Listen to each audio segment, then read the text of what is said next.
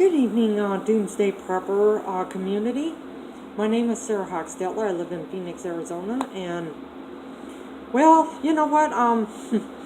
Yeah, it's been really warm and hot out here, but it hasn't stopped me from, starting my prepping, whatever. And I would consider myself a beginner prepper. So let's get started.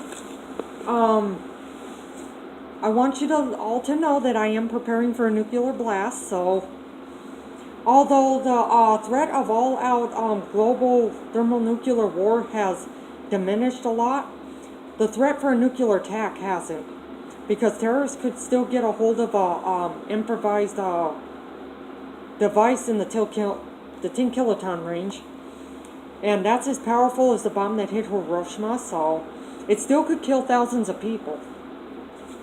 So I wanted to let you all know what I'm doing to prepare. So let's get started.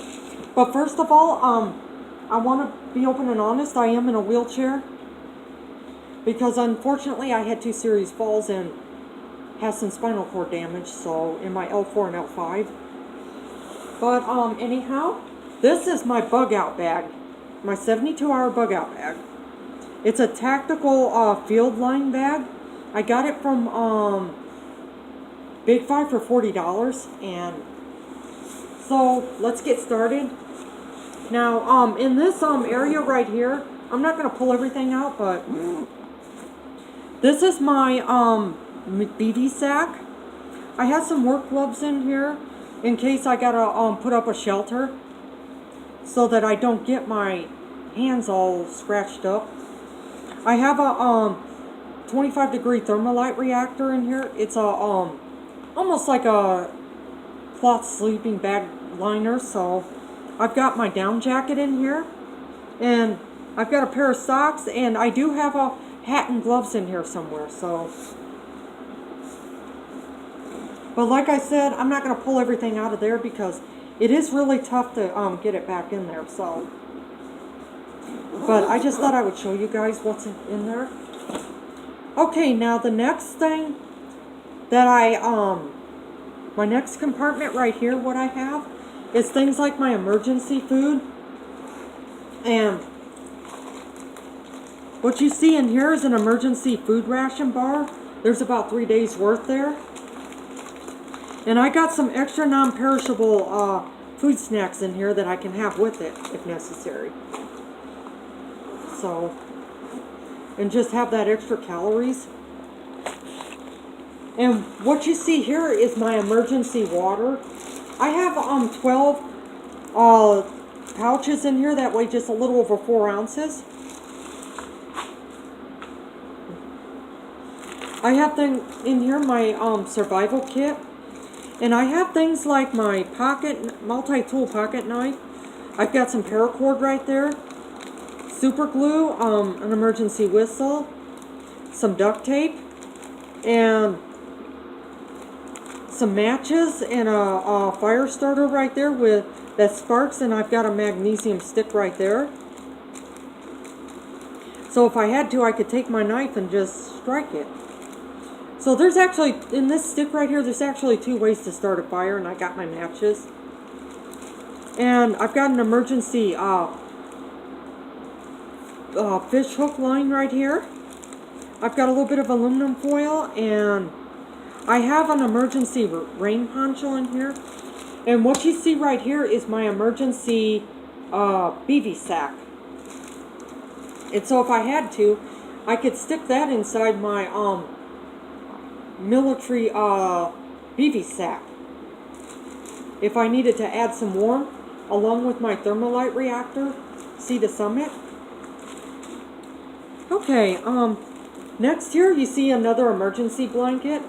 This is an Adventure Medical Kit one, and I believe this is a 2-person one right here, which would be fantastic for putting up an emergency shelter if I have to.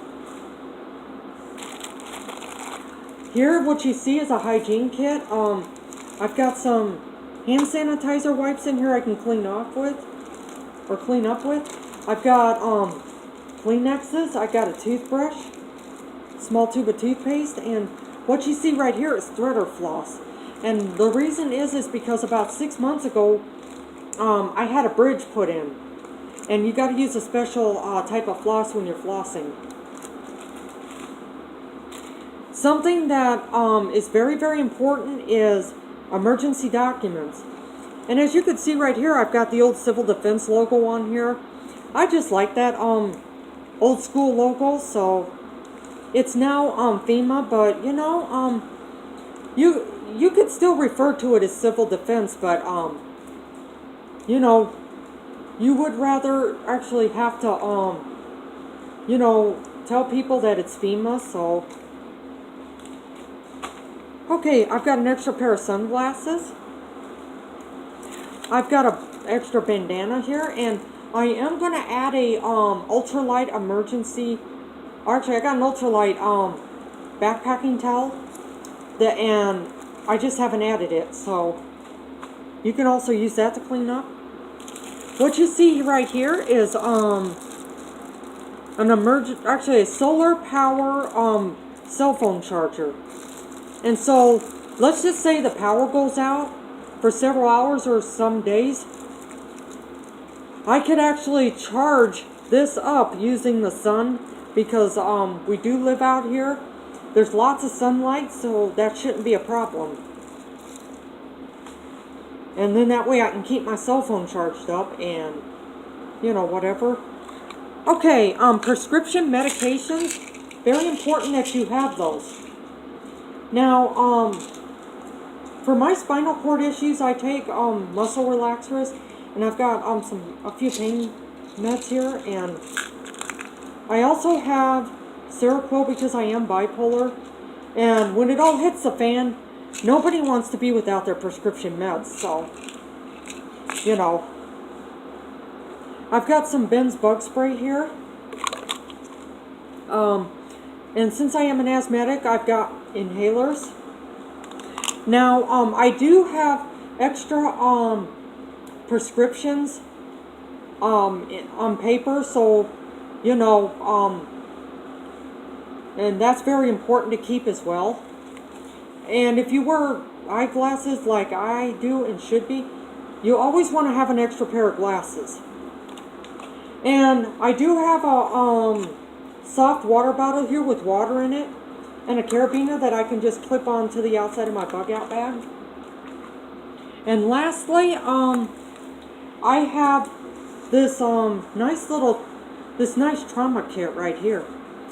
And in it I've got lots of gauze pads. I've got some roller gauze. I've got ace wraps. I've got instant cold packs and instant heat packs, and you know, because I do get really bad muscle spasms, so that's why I put this in my bug out medical kit. I've got an extra pair of scissors right here, so if I have to cut gauze. And I do have a lot, you know, of stuff in here, so I am well prepared. But anyhow, if you all have any questions as to what I should or keep or not keep in here, you know, please feel free to leave comments. I am always open for feedback. So, you know, I hope you all have a very good day, and happy preparing.